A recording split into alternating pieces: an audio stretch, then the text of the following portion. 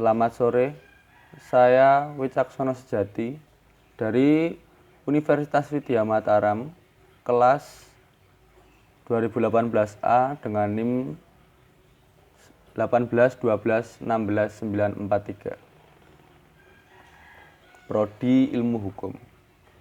Kali ini saya akan mempresentasikan konflik antar negara Armenia dan Azerbaijan.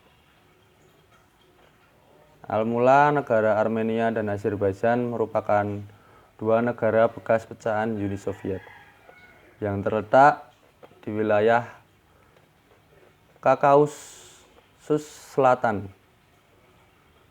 Di tahun 1988, ketika kebijakan Glasnost oleh Presiden Mikhail Gorbachev mulai dijalankan, muncul demonstrasi di wilayah otonomi Oblast Nagorno-Karabakh yang mayoritas dihuni oleh etnis Armenia.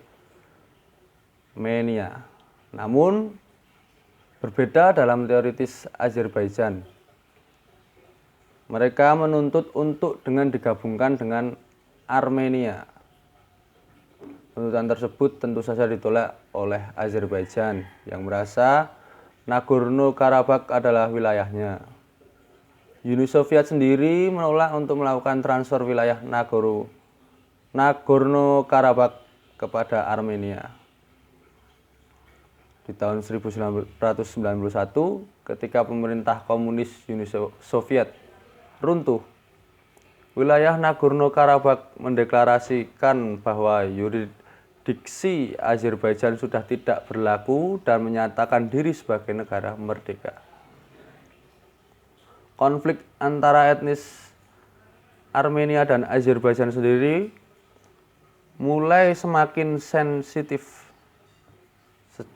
sejak akhir 1989 dan mengingat menjadi perang berskala penuh setelah pasukan Soviet meninggalkan wilayah tersebut di tahun 1922. Pada bulan Mei 1994, gencatan senjata kemudian diumumkan kembali oleh Menteri Pertahanan Rusia Pavel Grevik.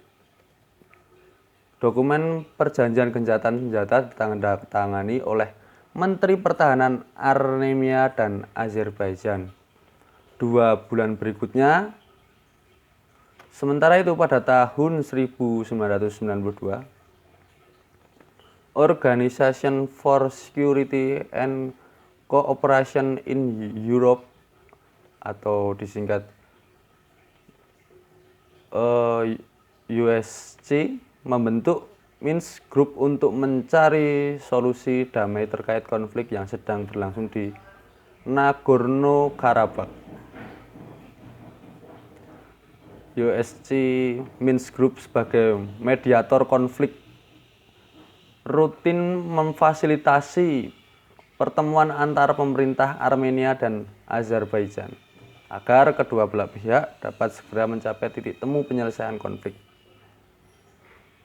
Dalam proses perdamaian yang dilakukan oleh OSCE Minsk Group, terdapat 3 negara yang memiliki peran utama dalam mediasi konflik Nagorno-Karabakh, yaitu negara Rusia, Amerika Serikat, dan Prancis.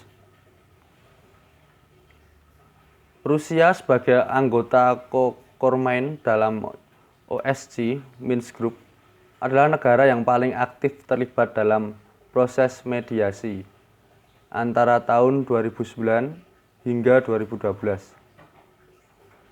Rusia setidaknya telah menyelenggarakan konferensi tingkat tinggi OSCE Minsk Group sebagai fasilitas negosiasi antara Armenia dan Azerbaijan.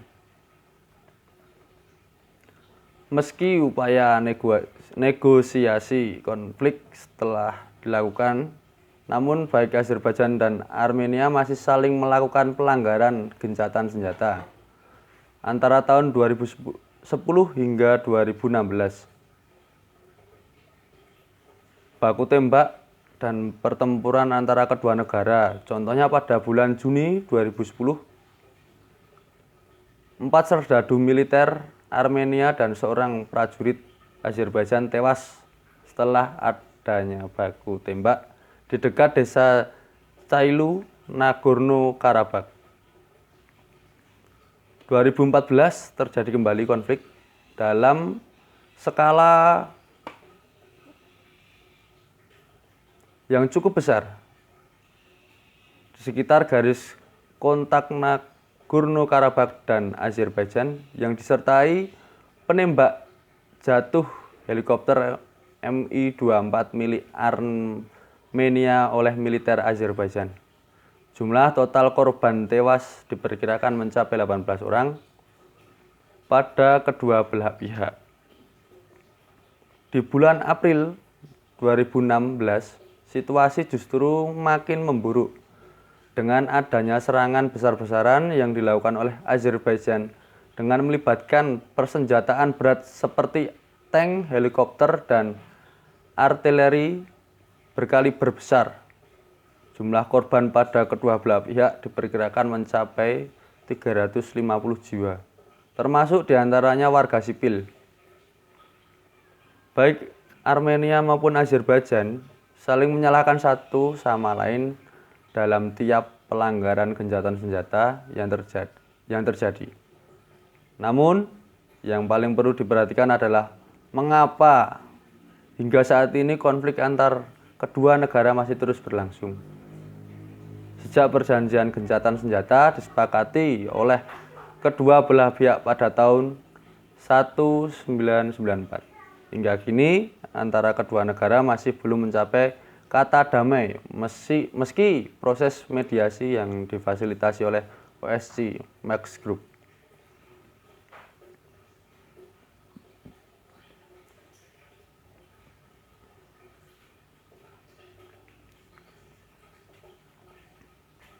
Keduanya pun masih saling berkukuh mempertahankan klaimnya atas Nagorno-Karabakh. Penelitian sebelumnya kebanyakan membahas mengenai upaya resolusi konflik di Nagorno-Karabakh, di antaranya mengenai resolusi konflik Armenia-Azerbaijan oleh pihak ketiga, semisal oleh Rusia. Dalam menengahi konflik Nagorno-Karabakh, peran dan efektivitas organisasi internasional secara umum dalam membantu resolusi konflik di Nagorno-Karabakh juga telah dibahas dengan mengambil studi peran PBB.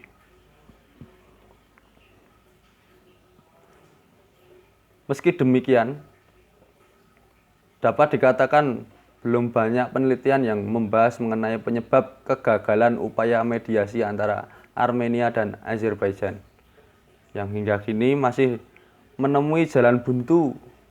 Oleh karena itu, peneliti ini akan mencoba menjawab mengapa hingga saat ini mediasi yang difasilitasi oleh OSCE Minsk Group hingga kini masih belum menemui keberhasilan. Dilihat dari akar permasalahannya.